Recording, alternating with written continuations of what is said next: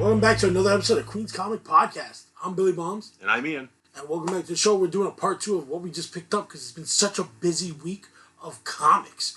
You know what we're doing right now? Sitting around talking about comics we like. Hell yeah. Which is the whole goal of all of this. And hopefully all of you can have a good time and listen to our stuff. It's Ian's turn with another stack. So what you get? So continuing from where I left off, this is still stuff I got for 50 cents at Comics today. Something's Killing Children, number 19. How's that run? This is for you. Oh, if you haven't read it, you can have it. I've got like 4 copies of that. It's just, again, one of those books that I'm like, don't want to leave it there for 50 cents. Yeah, You'll probably have no idea what's going on in it, because if you haven't read the first 18 issues, but it's cool. It's a Monster Hunter story. That's great. I love Tiny Onion. Yeah. He does great stuff. Yep, I love him too. Here's a copy of Slave Girl comics that didn't come from there. It came from you, that you gave me earlier. Yeah, this is another one of those Time Machine pickups. Mm-hmm. I was so happy to get them, but I didn't realize it was like 3 in a box. This is, I'm going to flip through it. Classic good girl art from the 40s, from Eternity Comics, 1989. There's no credit on the art that I'm seeing on any of these stories, but it is pretty much as advertised, good girl art from the 40s. My question is, did the Golden Age books have credits back then at the beginning, or just printing? Some of them did. The ECs always did. Yeah, but ECA seems to be a different level of comics. Yeah, it seemed to vary from publisher to publisher from my experience. I am not a Golden Age expert, but that's what I've noticed. A lot of times, even if there aren't like formal credits, like on the first page, you'll sometimes see like at least an artist's signature in the corner and stuff, but not on all of them. Is it like that canon thing where the artists have to hide their signature in the title sometimes? Maybe. That's crazy. Yeah. I also picked up Lobo number 1. I love that cover. Dude, that is like the quintessential book cover. One of Bisley's best and most iconic covers, I think.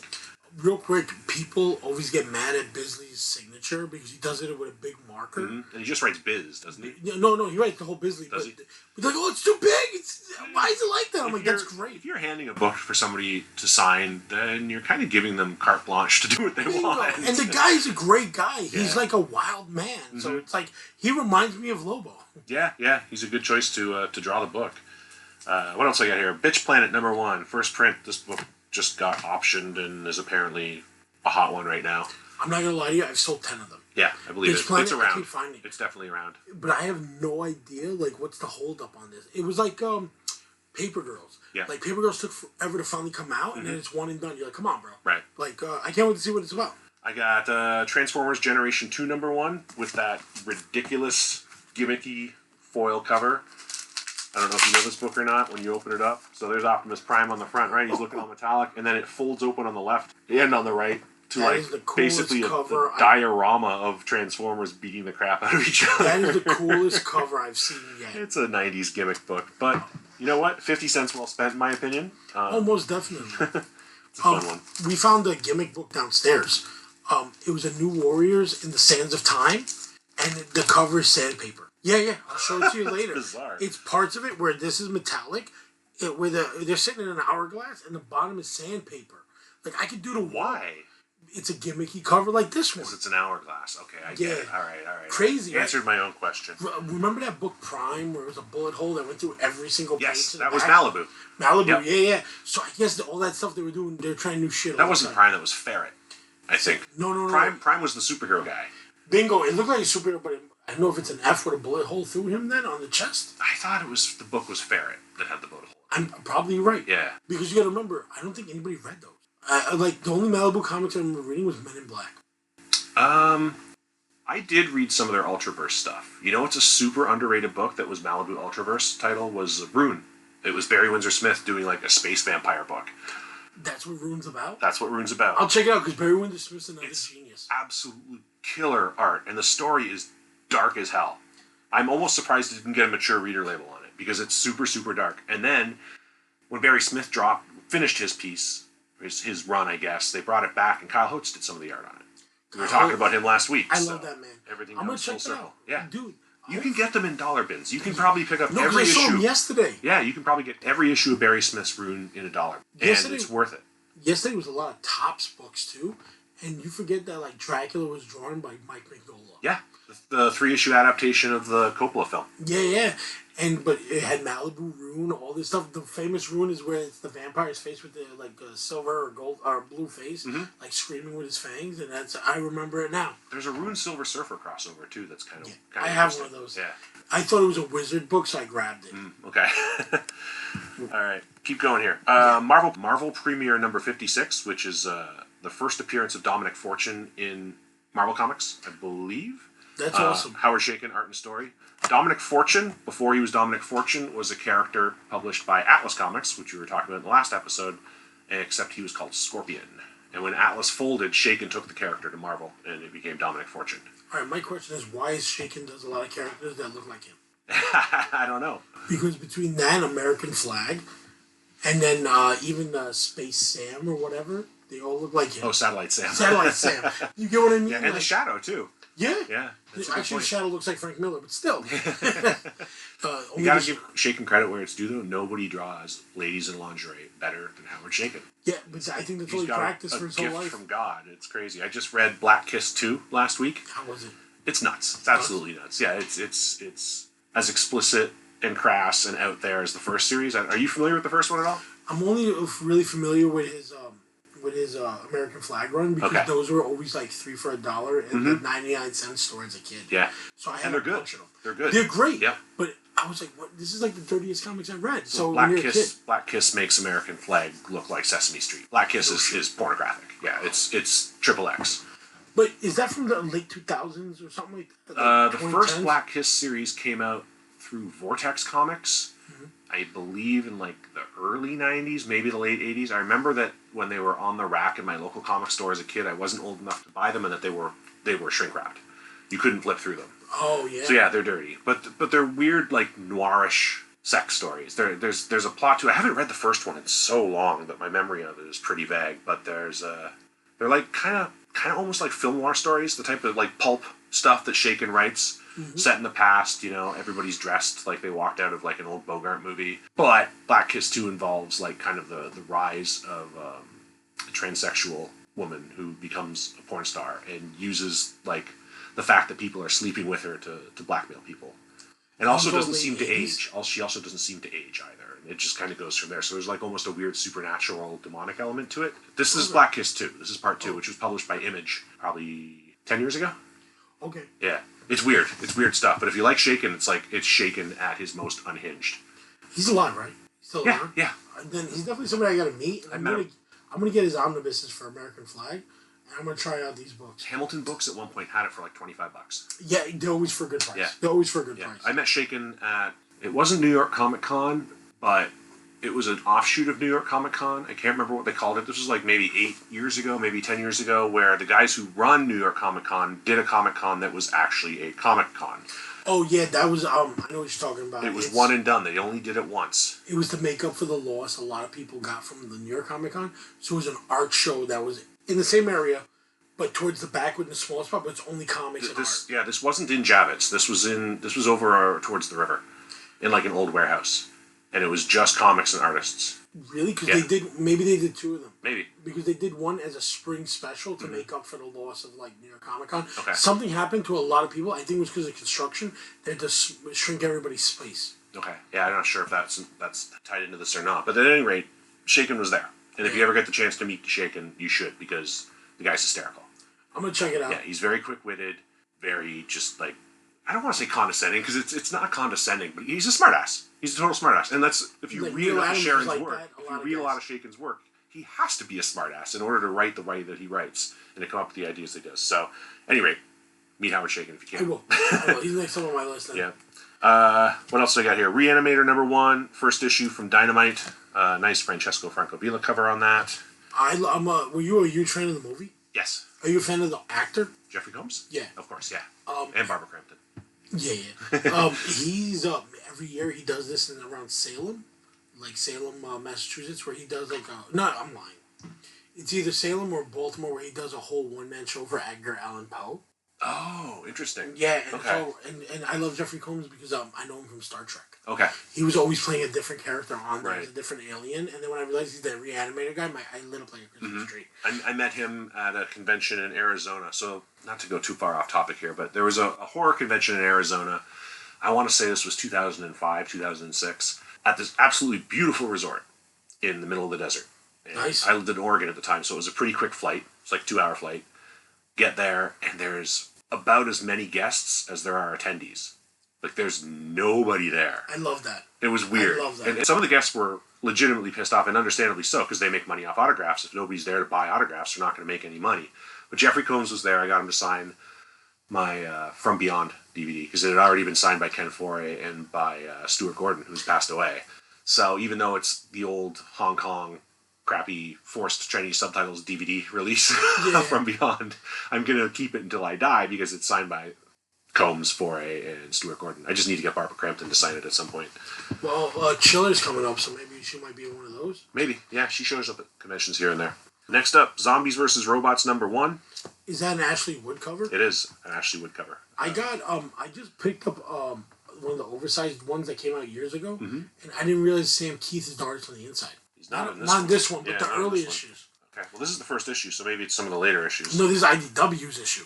Oh. These were magazine formats before. Oh, did they predate the IDW runs? Yeah. Oh, I didn't know that. Yeah, I'll give it to you later because you probably would enjoy it more than me. I get the Sam oversized Keith. ones.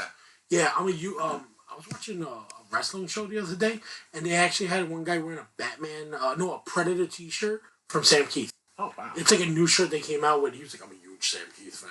Yeah, I love Sam Sam Keith. Behemoth of a man. Did not know he drew Predator ever. Me too. It's just like a variant cover.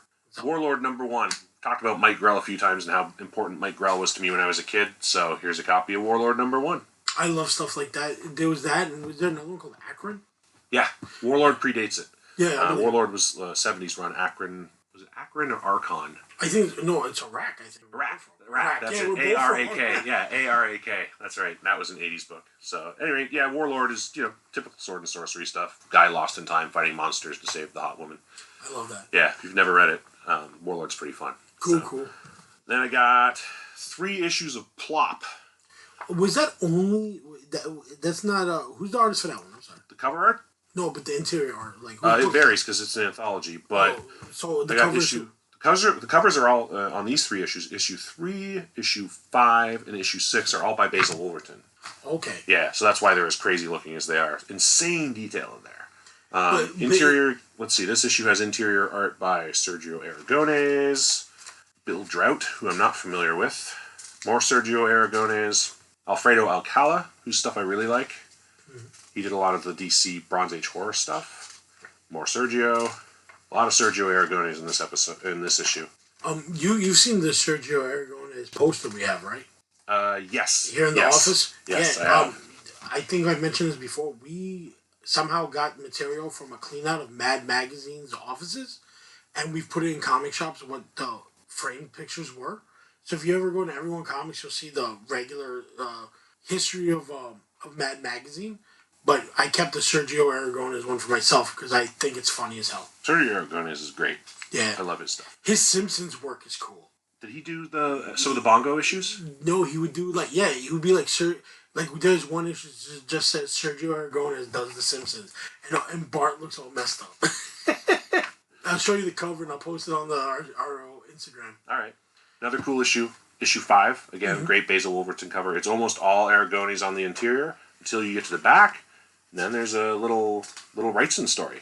Oh, very nice. Yeah, so that's pretty nice. 1, 2, 3, 4, 5, 6 pages. Nice.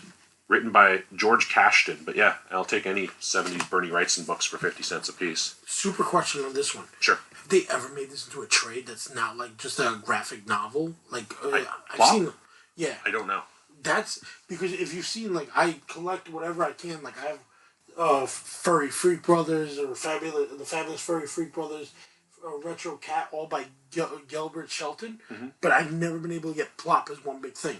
Yeah, I don't know if there's a collected edition or not. Fingers crossed that it comes out. And the last issue, number 6, is again, a lot of Aragones art. This last story has more, last issue has more art by Bill Drought as well.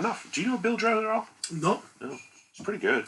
I'm not gonna lie to you. I learned more from the show than on a lot of stuff. Next up, Swamp Thing number 90. What a great cover. Yeah, it's very cool. It's Toddlebin. Oh, and I got another issue of Adventure with the Brothers from Spire. This time they escape from a cult. Nice. So after escaping from the South American dictator, they go surfing, meet some girls, and then looks like the girls kind of hooked up with a cult or something, and they got to go underwater and do some scuba diving, and they're back in the jungle again too. These brothers spend a lot of time in the jungle. Yeah, at the end they find God again. At the end, the best defense against a cult is to know the Bible and have a personal relationship with Jesus. That's funny. But there's signs of a cult at the end. So if you want to know how to avoid a cult, Billy, some signs of a cult include: a cult worships its leader instead of Jesus. A cult quotes its leader instead of the Bible. Cults believe only part of the Bible. Cults use other books for divine truth. Don't believe anyone who talks religion unless they agree with what the Bible says about Jesus. Jesus is the only way to know God. So no subtlety there whatsoever. I don't know how many kids were quote unquote saved by Adventure with the Brothers comics, but I don't know. Al Hartley was trying. Yeah, that's funny. Up The next, next one from one extreme to the other, from Adventures with the Brother, we go to Fright Night number 16 from Now Comics. Who's the artist for the cover? You know what? Ironically enough, the rectangular circle where there should be a barcode of some sort, which is for some reason just a blank rectangle, cuts it off. Alright, you want to know something to make you laugh about this cover of Fright Night? I can recognize it as the guy who did the Ghostbusters comics. Well, that's Now, right? They had a bunch. They had like a house guys. style because it was all the same guys. So the So interior was done with Neil Vokes did the pencils and David Mowry inked, and it looks like I see Owry after here, but some writing where the barcode is covering up. So it's the same guys. It's funny because the art style is so similar. It's not great either. It's okay. Oh, hell no. Now is just known for their Married with Children comics and Alf. And Terminator, yeah. Oh, Terminator? Oh, They did Now do Alf? No, I'm lying because the Alf was Marvel. Yeah, Alf was Marvel. Now had Terminator, Married with Children, Ghostbusters, Fright Night, and Ralph Snart. I don't remember that No, one. Ralph Snart? You don't know Ralph Snart? Okay, you got some research to do. I'm just going to leave it at that. Alright, what's next up? A couple of Miracle Man reprints from the Marvel series. Buckingham art? Oh no, what number is it? No. Number 15. It's the reprint. Number 15, yeah, but number... Yeah, so this would have been... is that number 13? This is Toddlebin. Yeah, but this is the one.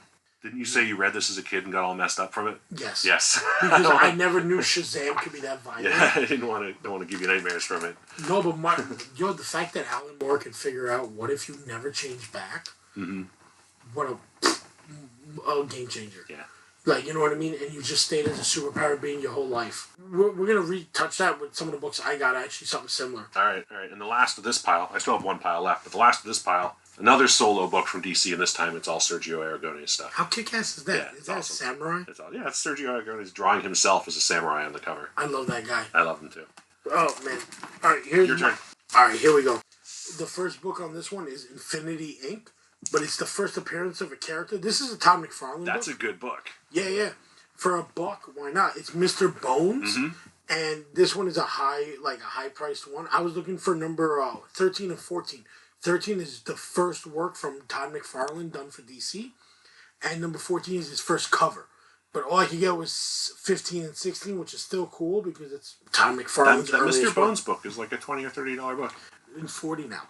Wow. I was like, because it's not bad condition. No, it's because he looks kind of like Spawn, I think.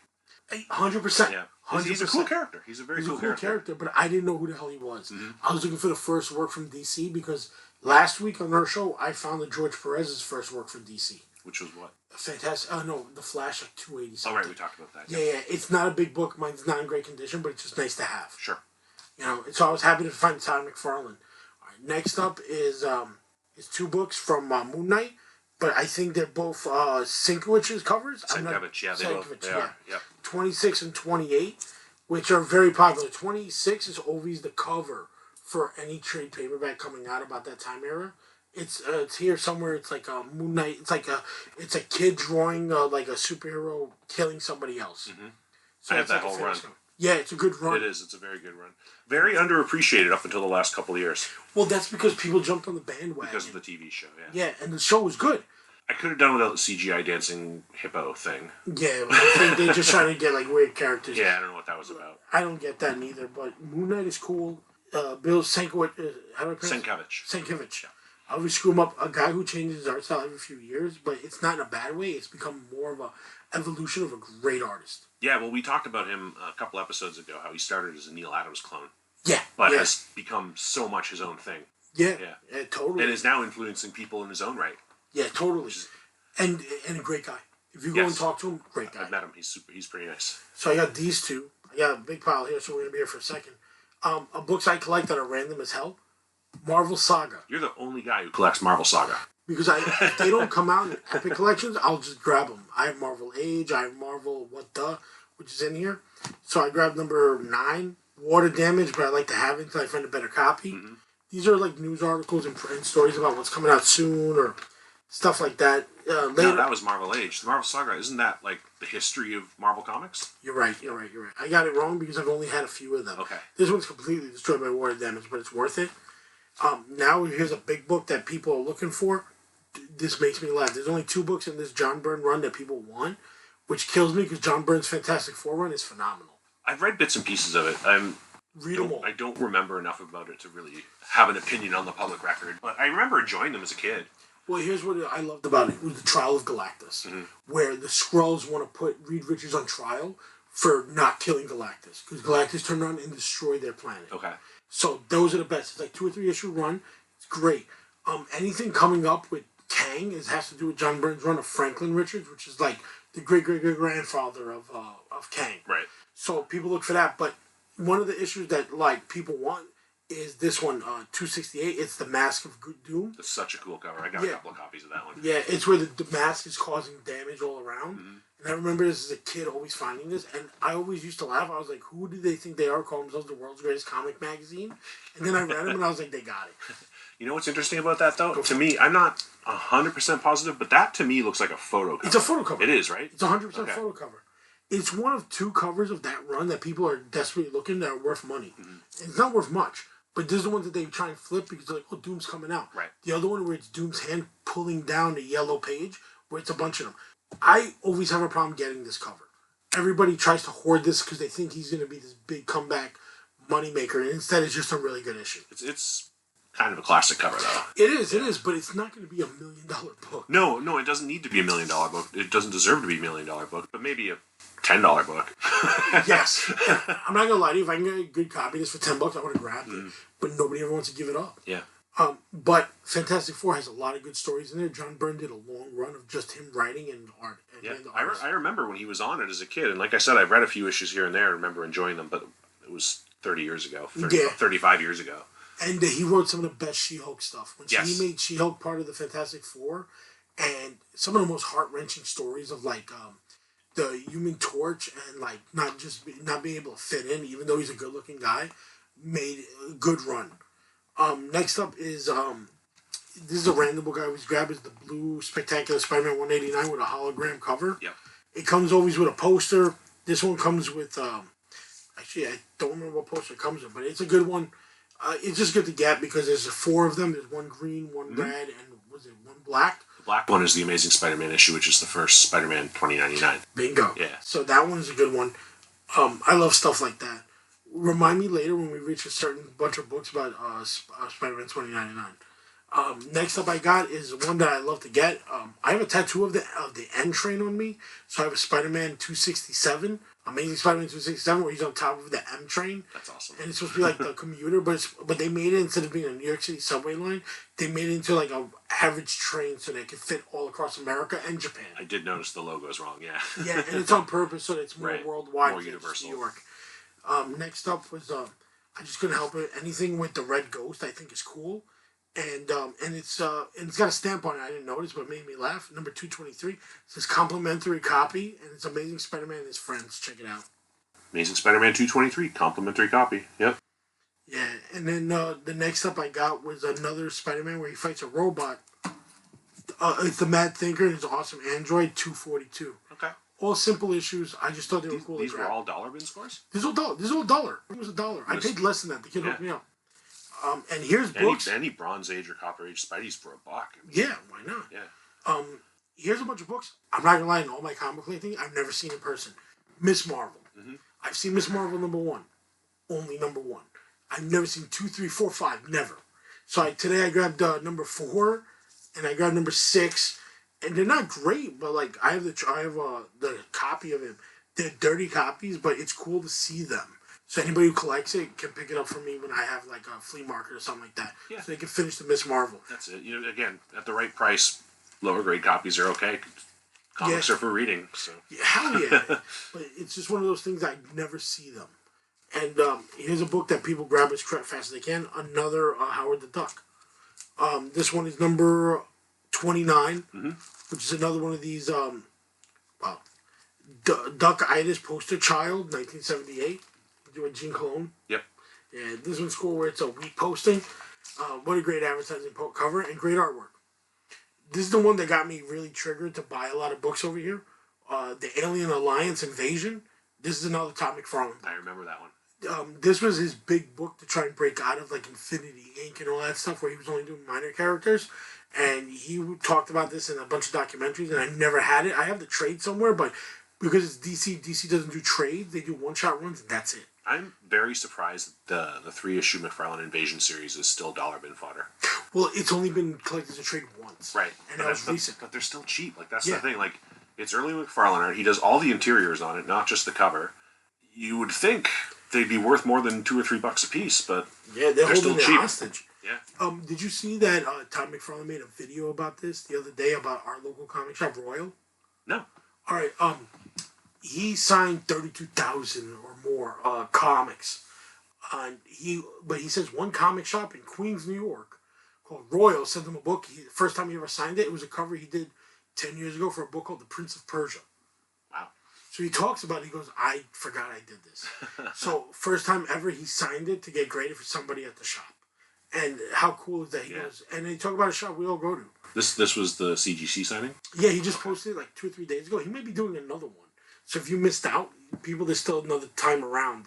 I guess he had such a good time seeing books being brought in and then people showing stories about it. Because even though I thought a lot of them would hit eBay, they didn't. Compared to how many he signed, I didn't see that many people selling them. I guess a lot of people like wanting to collect the run. Yeah, could be. One guy alone sent in the first 50 copies of Spawn. It's got to cost a fortune. Yeah, but I guess he wanted them all. And they're not all in great condition. They're cardstock. Right.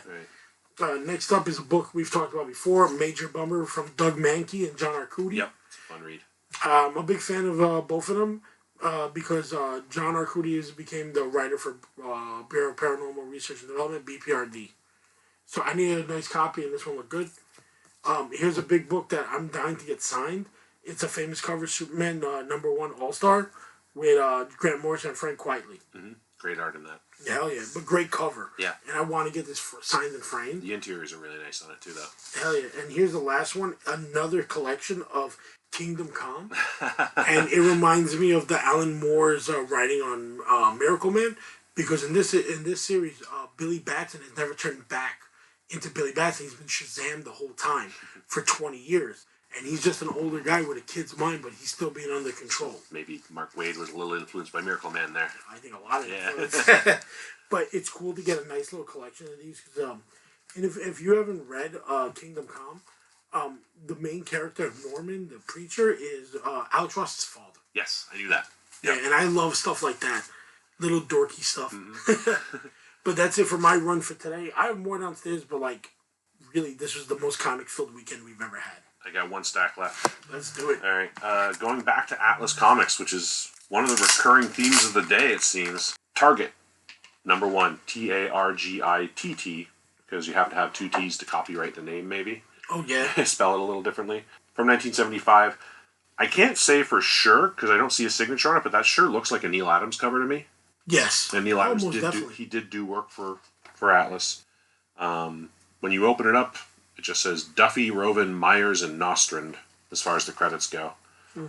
But, like we said earlier in the last episode, the Atlas stuff is easy to collect, so I do collect it. Looks like a fun kind of just action guy, just like a random action guy. It's probably a Bond ripoff, honestly. Well, that's why they probably put different names on it. Mm-hmm. Those are their secret agent names. Oh, that must be it. They're big dorks. Come on. And then a pile, like a literal pile of Swamp Thing stuff. So Rick Veitch, Tom Mandrake run, Rick Veitch, Tom Yates art. Alfredo Okela art. It's all post-Moore stuff, but I think there's some more issues in here too. So 85, 86, 87, 88, 82, they're not in order, 83. I won't list all the issues numbers because nobody probably cares, but they're all issues I was missing. I'm trying to finish this run, and I'm getting pretty close. There's still one or two of the more expensive Alan Moore issues that I need, but it's within sight. The end is within sight. Do you have a lot of the Roots of Swamp Thing books? I have all 4 of them, yeah. Oh, good, because I saw one yesterday. I felt so dumb if you didn't have it. No, I haven't. Yeah, there's a Moore issue here. So 63, 62, 61, 60, and then 59. So some of the later Moore runs. And then original Swamp Thing Saga, which is a 1980 reprint of the Bernie Wrightson stuff. Nice. So yeah, ending with some Swamp Thing. In here somewhere is a bunch of House of Mysteries I grabbed, and I don't know where I put them. But like, my question for you: did you read the Mark Millar run of the Swamp Thing? Yes. Did you like it? That was the New 52 one, right? No, that was Scott Snyder. This is the ones from I want to say the mid '90s. They're like not great, but they're cool. You know what I mean? Yeah. I don't know. I got a lot of Swamp Things. Yeah, I believe it. They're the ones with a lot of photo covers that look like photos. Mm-hmm. Well, what's your next pile? 'Cause I'm dying to know that one now. This is a pile of stuff I got notes on, so we'll get back. Oh. We'll get to that No later. problem. What I really want to cover is this. What the hell is it? He just All pulled out a large book. It just pulled out a French import of a comic book called Saga du Xam, written by French filmmaker Jean Rollin. I don't know if you know his stuff at all. No, I don't. Famous for making a lot of like sexy lesbian vampire movies in the 70s and into the 80s. Nice. Yeah, and then illustrated by a guy who calls himself Nicolas Devil. Devil, D-E-V-I-L. He was born Nicolas Deville, but his pen name is Devil. So, a lot of info for this, honestly, you got to credit your sources, right? A lot of info from this came from formidablemag.com. Because this is a French book, there's not a lot of English language information out there. This book is a reprint of a book that was published in 1977 and never reprinted until last year, end of last year, because the man who printed it didn't want to reprint it. He wanted it to just stay a collector's item. So it's been insanely hard to find. There is no English language version that I know of. I'm sorry, it was published in 67, not 77. Holy smokes. They only made 5,000 of them. And yeah, it's been out of print until November of 2022, when this hardcover came to be. So Nicolas Deville, whose real name, as I said, was Nicolas Deville, he worked with Jean Rollin on the book as the main artist on the first 6 of the 7 chapters of the story. For the 7th chapter, there's a poem that's written by Jim Tiroff. Rollin had left by this point. And then there's artistic contributions from Philippe Drouillet, who did a lot of iconic poster art for Rollin. Barbara Gerard, Mary and Nicholas Capnist.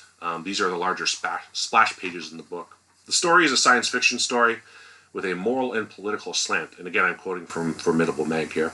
Narrated in a mixture of science fiction and erotica, Saga addresses racial issues and violence and nonviolence. Sent by the Great Lady of Xam Planet, Saga, who is a girl with blue skin, comes to Earth at a different historical era to learn about the past of violence and survival of the human race and to establish psychic protection against the invaders of their planet. But on Earth, she is allowed to seduce men.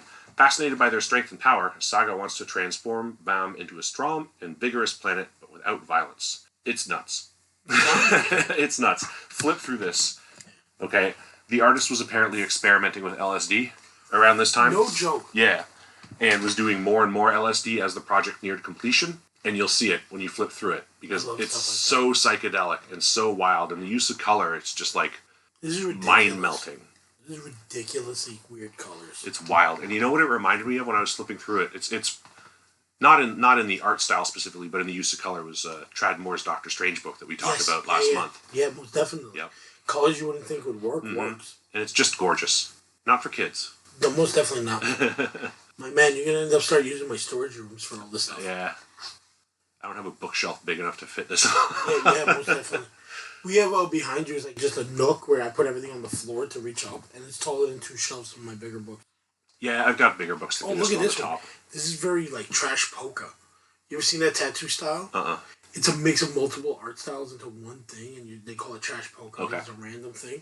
Because it's like a military thing, and then like E equals MC square, and a bunch of signs.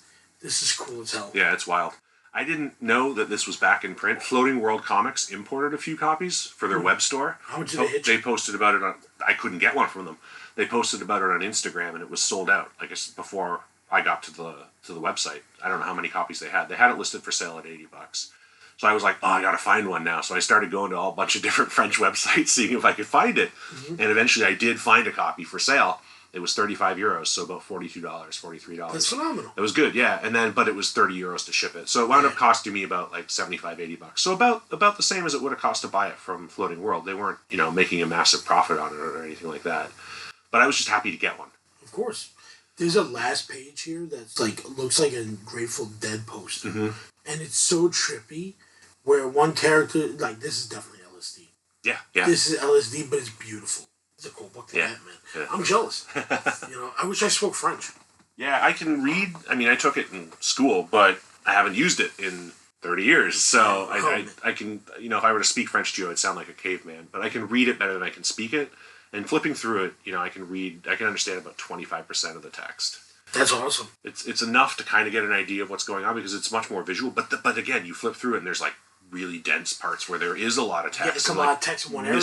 I know I'm definitely missing a lot of like the subtleties of the story there. I live in the same neighborhood I went to school in. My French teacher would hate me right now. No. Mr. Fage would be like, "What the hell?" I'll tell you one thing: if I did try and read it in French, the furniture would start levitating. Oh, that would be bad. That would be really bad. You got it wrong, fool. More trippy. Is that another kitchen sink? It's our underground of the week. Oh. We're gonna do it. We're gonna keep trying to do it. We're gonna keep trying to do it. Nice. Yep. You broke it up better than I did. So the underground of the week. Here it is. This is for you, Newt.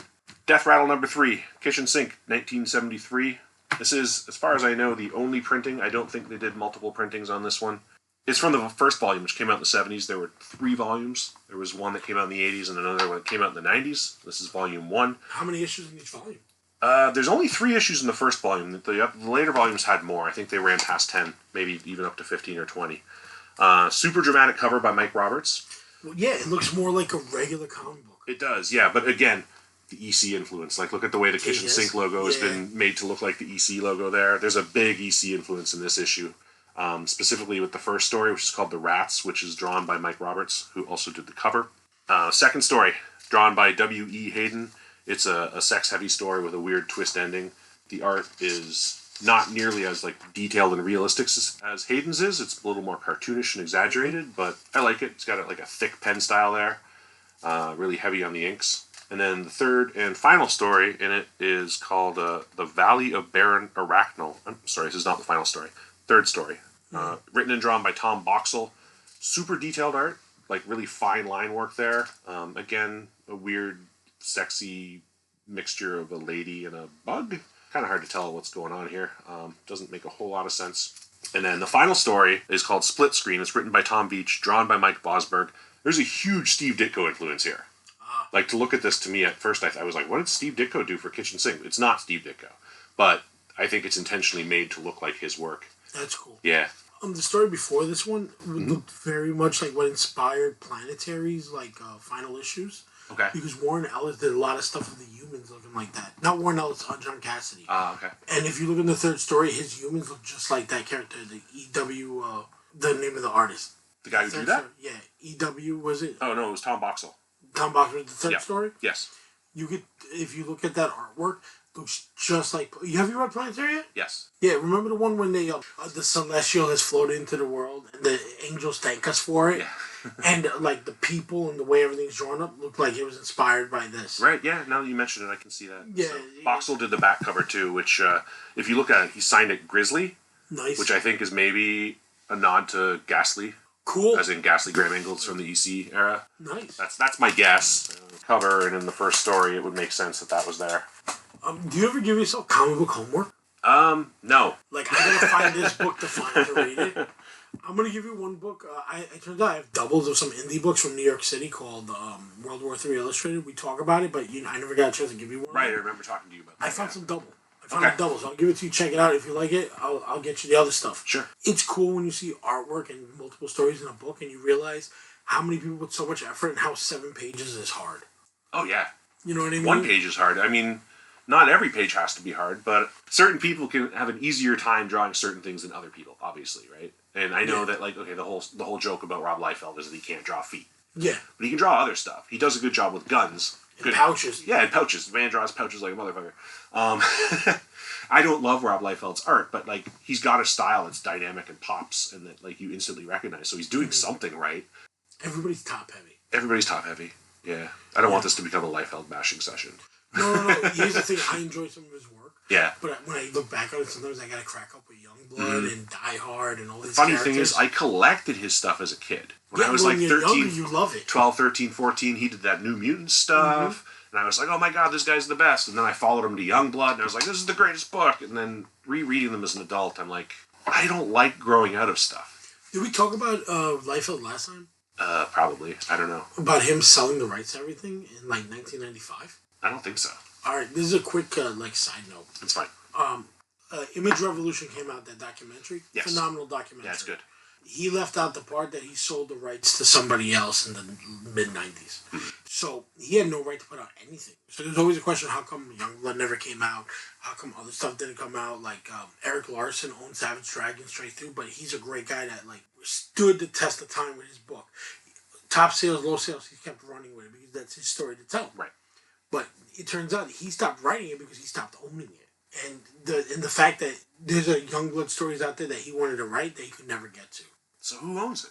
It's some random group of investors from the 90s, and God knows if any of them are alive. Because I know at one point it was supposed to be turned into a movie or a TV series or a cartoon. Like, he's been talking about that for years. Yeah, Profit is supposedly happening. Yeah, Jake Gyllenhaal. That'd be cool, but here's the thing. Does he own Profit? Somebody does. I mean, even if he doesn't own it, whoever does own it, I guess, I mean, if you got Jake Gyllenhaal attached to it, it's probably, legit. Of course. Yeah. And it'd be exciting to come out because Bloodshot came out. Mm-hmm. A lot of people didn't enjoy that film, but it's a Vin Diesel popcorn film. Just enjoy it for what it is. I didn't see it. Yeah, me neither. Yeah. But it's one of those like. But I wouldn't go into the Bloodshot film expecting high art. Of course not. Yeah. I treat it like I'm watching Riddick. Yeah, there you go. Yeah, I love those stupid films. First Pitch Black is a really fun movie. Pitch Black's a phenomenally well written, everything story. The aftermath, or just how do I say this? Like when it comes to indie comics, like Image is like Image is definitely not an indie comic company. They became huge and they created their own stuff. But when you see like a lot of these compilation books, they're very exciting, and I love all of them. You mean like the anthology stuff? No, not just anthology, but even the books you were definitely was 4 stories. Okay. I find that so interesting where you could team up with other people and yo, let's work together and put this book out. Yeah. I love that. Like, that's like, I just want my work out there in this world. I have respect for all the Image guys, and this obviously includes Liefeld to a huge degree too, just for like splitting away and doing their own thing. Yeah, the guts for that. Yeah. But they walked away from big paychecks and took a huge risk. Totally. Yeah. But Todd McFarlane said it best. He goes, I knew something was wrong after the 5th issue when people wouldn't finish their stories. Mm-hmm. They were too busy buying a jet ski, and I started cracking up. And he was like, finish the story. Yeah. But you see who's still standing the test of time and who's not. Right. Including story-wise. And then, I loved Wildcats from Jim Lee. Because I loved the cartoon. I loved all the ideas. Spawn kept going. Yeah. And it has a lot. It's a roller coaster book. It's really good, really bad, really good, really bad. But you could see like people still are addicted to that run. I lost interest in most of the core Image titles when the 90s turned into the 2000s. Like, I haven't read Spawn in years. Mm-hmm. I don't pay attention much to what Liefeld's doing. I don't pay attention to what Jim Lee's doing. Like, whatever happened with Wildcats and stuff. Well, I know that's with DC now, but it's just off my radar. Yeah. But a lot of what Image has brought out, like, okay, obviously Walking Dead became its own phenomena. But, like, just little things like some of the indie stuff that they're putting out. Like Karmen. Did you read Karmen? No, what is Karmen? Karmen is a story about a woman who dies and just kind of like floats around and sees what like her friends and family and like ex-lovers and stuff are doing, and it goes from there. And I won't go too heavy into detail from it, but the artwork is absolutely gorgeous. All right, so Karmen was written and illustrated by Guillem March. Guillem March. Yeah, and I only found out about his stuff through Karmen. Like, I just saw the cover. Here's the cover right here. Stark red background with, like, a shapely female skeleton. I've seen that. That's excellent. I've seen that cover. Yeah. That is so, cool. like, Image put that out, and that's not a book that, like, Marvel or DC would have touched. No, totally. It's too weird. It's a little too adult, and I don't mean adult in the pornographic sense. It's just, it's not something that, like, kids or even teenagers would be drawn to. I think you have to be, like, over 30 to get it, maybe. Well, did you ever read other stuff from them? Like, I brought this up before. One of my favorite books from Image ever is God Country. Yeah. Donny Cates. Yeah. God Country's good. Yeah, I thought it was great. It's a tell a story. Mm-hmm. What about Trees? Did you read Trees? The first issue, and that was it.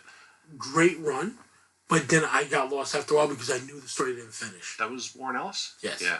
And it's hard because of his problems like, at the moment. Right. But I would like for some stuff to end. That's my big fear: is stories never to end. Mm-hmm. You know, and it's just a tragedy when it doesn't. Yeah. Hopefully he'll be able to finish it. Yeah, finish that. You know, like some of the stuff is more popular than we could think of. Like, we're gonna jump back to Michael T. Gilbert and Mr. Monson and all that stuff in a minute. But like, all that stuff is just fun reads, but you want to see it finished. Yes, agreed. Finish the goddamn book. Is there what other book? I want to go over one more book before we wrap it up. So I found this in the dollar bin at a flea market last weekend. That's sweet. Revolutionary Press's Contemporary Biographics, number 5, in which they go over the life and career of David Lynch. I don't know who did the cover on it. I don't like the cover. I don't know what's going on with Nicolas Cage's face there, but it's not great. The interior art, however, is drawn by Ken Landgraf, the man behind the New York City Outlaws comic. Nice. And a bunch of other indie stuff. And I like I got one of those. I gave you one of those, yeah, yes. And I like Landgraf's art quite a bit. The story is bizarre. So Lynch himself is like abducted by some midgets dressed as chefs and then brought to a courthouse where the prosecuting attorney, who keeps calling him Lynch, I guess is like an old-timey Southern stereotype. Okay. He's basically being put on trial for like his artwork being not quite obscene, but I don't know, they don't like it. They object to his artwork. So Lynch kind of then like tells his life story. And of course Lynch was not involved with any of this at all on a personal level. Who knows if he even knows this thing exists. But, you know, through that setup, we get to learn about how his early shorts led to making Eraserhead, which then led to making Dune, which then led to Elephant Man, and then to Dune, and then to Blue Velvet, and then to Twin Peaks. So, but it, you know, it's got Kyle MacLachlan in it, and Cheryl Lee in it, all this weird stuff. Again, not a great story, but just like an interesting, weird kind of pop culture artifact that, I don't know. It exists, I'll leave it at that. But one of the, I guess, more macabre aspects of the book is, on the front page, there's a eulogy for William Gaines from EC Comics and Mad Magazine, who had passed away in 1992 when this book came out. So it's written by Todd Loren, who is the publisher behind Revolutionary Press. On the opposite side of that page is a piece by J. Allen Sanford, who eulogizes Todd Loren, who passed away after writing that piece about Bill Gaines. Oh, no shit. Yeah, he was found dead in his San Diego home on Thursday, June 18th. He'd been stabbed to death by persons unknown. Weird, right? What's up with California and persons unknown? Didn't the guy from Christian Death die because of his roommate or something like that? You mean Roz Williams? Yeah. I don't know why that's the first thing that came to mind. Those biography books always crack me up because when I was at a store the other day, I was in a pawn shop going through comics. Mm-hmm. Somehow, some of these stories, people sold their entire collections. But I open it up and I'm flipping through and I see the Amy Fisher story. Oh yeah, I saw that in the dollar bin today. Yeah, You know, there's a counterpoint book, the Joey Buttafuoco version of it, and they were back to back with the same artist, and I started dying laughing because how stupid is that?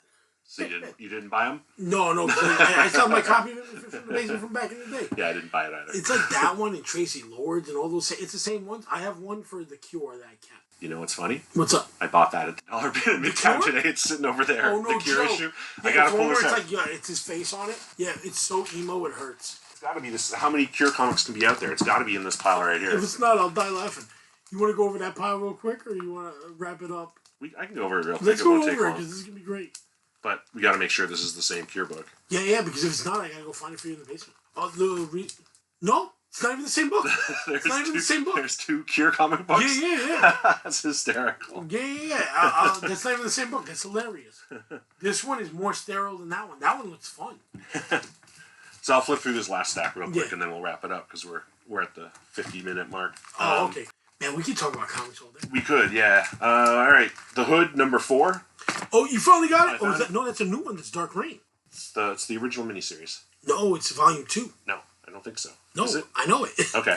All right. It's volume either 2 way, Dark Reign. I didn't have it, so again, Kyle Holtz art. Yeah, 75 it's cents. excellent. That one's part of the Goblin story with Dark Reign. Okay. Where he's in charge. Okay. That's volume 2. All right. Batman Spawn, the new one. Oh, nice. It's all beat up. Like, it's got a big ding in the corner, but it was 75 cents instead of... How do you say no?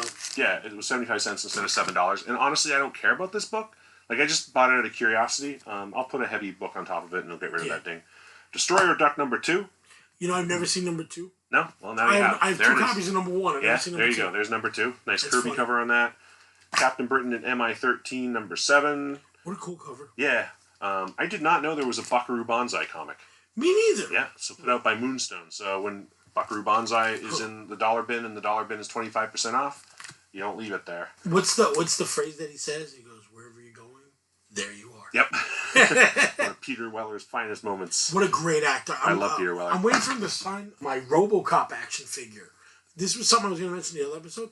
They're doing a Terminator Chiller Theater thing where it's all the actors and they're trying to get Sarah Connor to be there. Oh, that'd be cool. But they have Michael Byrne and they have the kid from T2, Michael right. Furlong. So my thing is, since Michael Byrne is in Aliens, I'm getting the Hicks figure. I think not Hicks. I forget his name in the movie, but there's an action figure from him, Todd McFarlane, that I'm dying to get signed because I love meeting people and have them sign two Billy Bombs, and they're all super cool. They do the whole cover. Next More up. 75-cent scores. Doom Patrol, Weight of the Worlds, 1, 2, and 3. Nice. Just because I like Doom Patrol. Yeah. The Nail number 2, because it's got a cool Simon Bisley cover on it. Nice. A Faithless number 1, Brian Azzarello. Have you read Faithless? Not yet. No, neither have I. But I figured first issue, I'll give it a shot. Is Brian Azzarello? What a great artist. I mean, what a great writer. Right. Yep. He's good. He's a good guy. They made a Devil's Rejects comic. No shit. Yeah. It's from IDW back when they had the old light bulb logo. So it's probably 10, 15 years old. Was it at least written by Rob Zombie? I don't know. Let's find out. Yeah, because that bugs me if it's somebody else writing it. The guy does write comics. Yeah. Yep. Written by Rob Zombie. Excellent. You know what? That's a cool thing to get signed by him. And also, you know what I always want to get signed by him? I have a Pee-wee's Playhouse lunchbox. And either get him and Gary Painter to sign it because it turns out he's a producer from Pee-wee's Playhouse. Oh, all right. There you go. That was his first job ever in New York City. There you go. The new Joe Fixit series, the first issue. Who's writing that one? Peter David. Oh. Yeah, I don't know why it was in the 75-cent bin, but it was. Punisher number 9.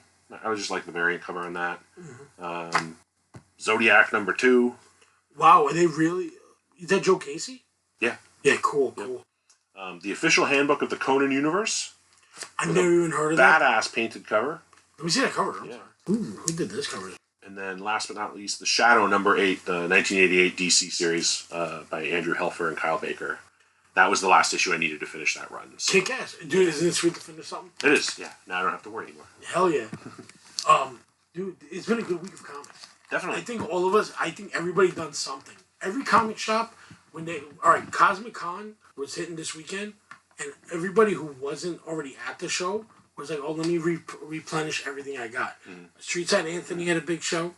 Midtown Comics had a big sale. They also had a big buying sale, and somebody brought a signed Joe Siegel book. Really? Yeah, it came with a certificate. That's cool. One of the guys told me, I was like, yo, that is awesome. Yeah, that's very cool. Jerry Siegel, I think, not Joe Siegel. It's Joe Shuster and Jerry Siegel. Jerry Siegel, it's a Superman from when it's like a metallic cover, and somebody brought it in. He was like, I've never seen one in person. Yeah, that's awesome. Yeah, and then Comic Book Station had something set up, and of course all the thrift stores that had comics they were replenishing. In one sad note that happened recently, we don't talk about this enough, but we are a comic community, and stuff does happen. Recently, we found out that Hey Kids Comics got robbed for their CGC comics.